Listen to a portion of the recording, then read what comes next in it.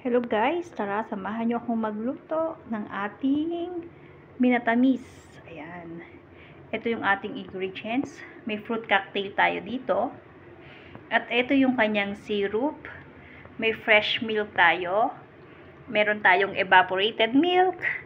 At meron tayong cream. Then, konting sugar. At gagamit tayo ng Mr. Gulaman na unflavor o white unflavor yan.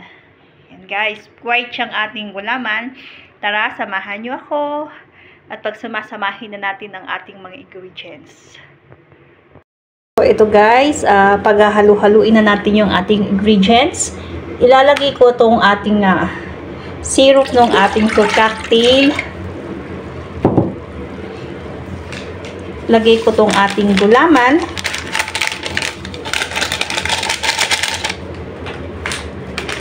Yan. Ilagay natin yung 2 packs ng ating gulaman. Then, ilalagay ko tong ating mga fresh milk. Yung gulaman naman guys, kahit anong flavor yung gusto nyo. Pwede naman din yung may flavor dyan. Pero ako kasi is white yung ginamit ko, unflavored. And guys, inalagay ko itong ating fresh milk, itong ating evaporated milk,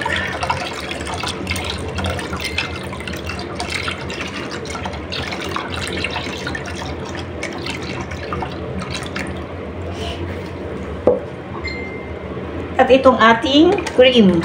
Ayan. Then, maglagay akong konting sugar. Kayo po, nasa sa inyo guys kung gaano yung gusto nyo katamis.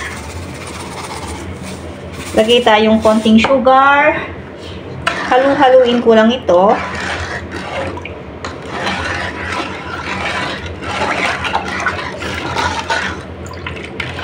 Kusawin natin yung ating cream na inilagay. Tsaka yung ating gulaman. Lulusawin ko lang before ko lutuin.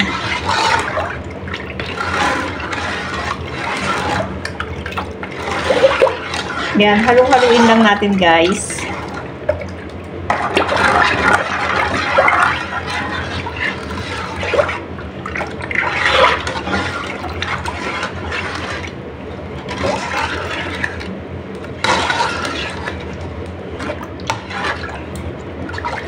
Yan, okay na siya. Madali lang naman siyang gawin guys or lutuin. Very simple. Tsaka masarap na rin siya. Siyempre. So, ayan. Anuhin ko lang siya. Gusawin lang natin mabuti. Then, after nito, i-prepare na natin yung pagmomold din niya. Or yung lalagyan natin ng ating lulutuing gelatin. I-ready na natin siya. Kasi once ito ay kumulo, madali na siyang tumigas. Kaya, kailangan naka-ready na yung ating paglalagyan. So, eto na guys yung ating paglalagyan ng ating lulutuing gelatin. I-ready na natin kasi once na kumulo yun is madali nang tumigas. Kaya, be ready na natin tong ating container na lalagyanan.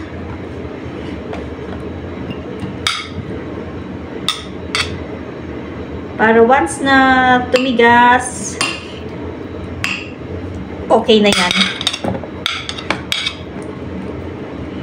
So, ito yung ating fruit cocktail.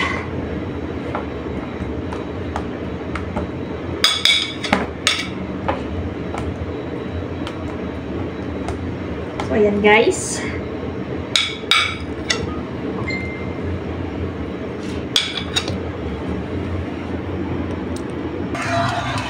So, eto na guys yung ating paglulutuing gelatin with the syrup of syrup ng ating fruit cocktail. Ayan.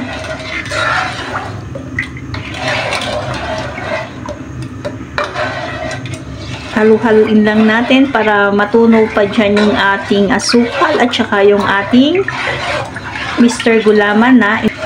Patuloy lang po tayong maghalo.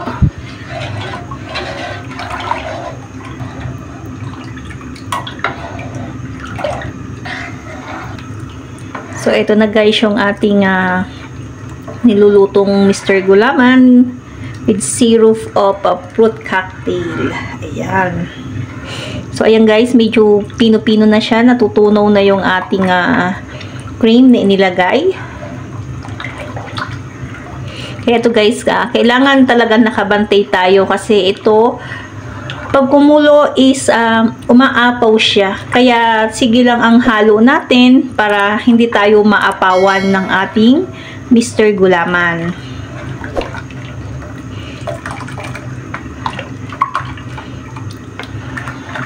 Halu-haluin ko lang. Ayan, tingnan nyo. Medyo ano na siya, oh. Iba na yung texture niya. Tayo natin kumulo, guys.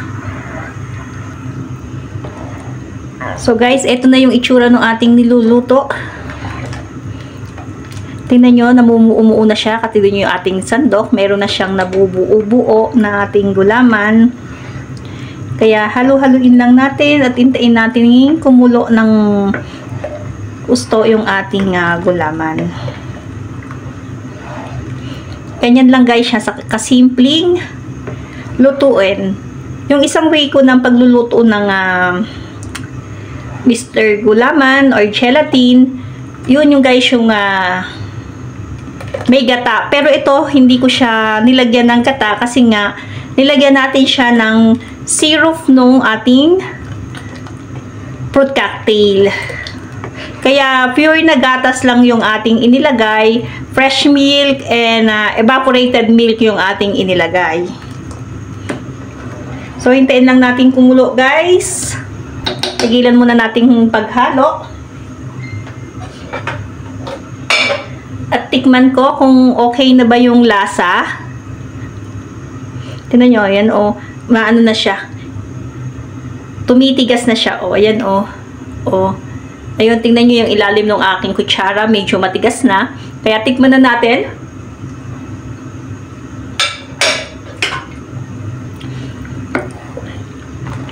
So, parang kulang pa rin sa aking panlasa sa asukal. Kaya, tatagdagan ko ng konting asukal. Sa inyo guys ba, conforme po sa inyo kung gaano katamis yung inyo gusto. Kasi hindi nga, sabi ko nga po, hindi tayo pare-parehas ng panlasa. Ako kasi once na nagluto ako ng sweets or minatamis, gusto ko talaga yung matamis. Sabi ko nga po, hindi naman tayo pare-parehas ng panlasa. Meron matabang lang at meron naman medyo gusto yung medyo matamis.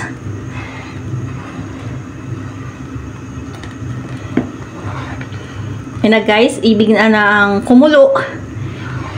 Pero haluin ko muna kasi nag-add tayo ng sugar.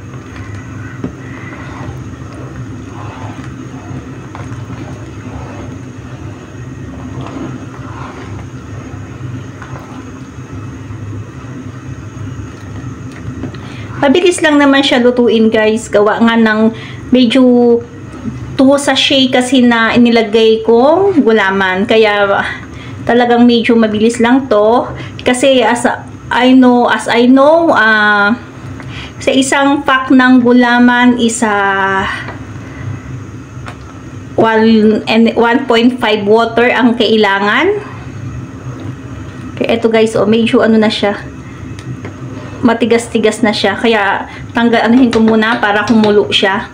Kaya lang talagang bantayan natin kasi baka maapawan tayo nung ating gulaman. Ayan, yung pagkulo. Tikman ko ulit guys kasi di ba dinagdagan ko siya ng asukal. So, tikman ko kung okay na ba.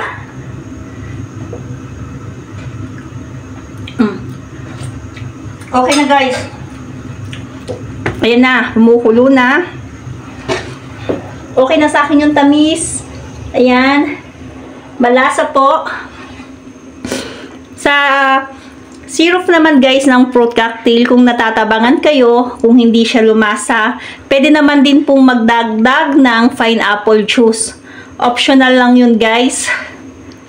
Kung gusto nyo, para medyo malasa yung ating, lumasa yung ating syrup or pineapple na lasa dito sa ating ginagawang Mr. Gulaman. Okay, pwede naman po. Nasa sa inyo naman po kung mas gusto nyo yung malasa yung lasa nung pineapple. Hindi ko nga po pala napakita sa inyo guys. Nagdagdag nga pala ako ng pineapple juice dito. Hindi ko na nabidyohan. So, ayan guys. Pakuluin ko pa to. Tapos, ilagay na natin dun sa ating container. Ayan. Kailangan pakuluin natin mabuti guys yung ating niluluto. Pero ayan na siya oh. Maano na siya guys, nagbubuo-buo na siya. Kaya pakuluin lang natin, then ilagay na natin sa container.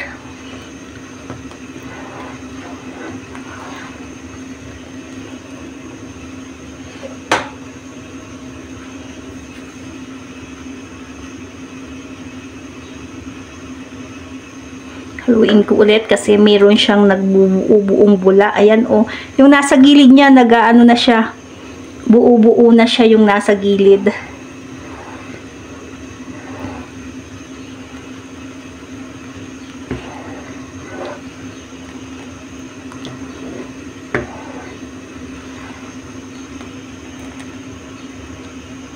Ayan, okay na siya. Ngayon is isalin naman natin sa ating container guys, yung ating Mr. Gulaman. Okay na yung pagpapakulo na yan. Salin na natin sa container. So, ito na nga guys, naisalin na natin sa container. Hindi ko na naipakita sa inyo guys kung yung pagsasalin kasi mabilisan ko nang isinalin at nagbubuo-buo na yung ating Mr. Gulaman or gelatin. Ayan na guys yung ating nagawa. Meron tayong 3 container dito na nagawa. Ayan. Kaya maraming salamat po sa inyong suporta. At sana po ay nakarating kayo sa dulo ng aking video at may natutunan kayo ngayong araw na ito. Kaya maraming salamat po sa lahat ng sumusuporta sa amin. Sana po ay huwag kayong magsasawa at lagi po kayong mag-iingat at magdadasal. God bless po!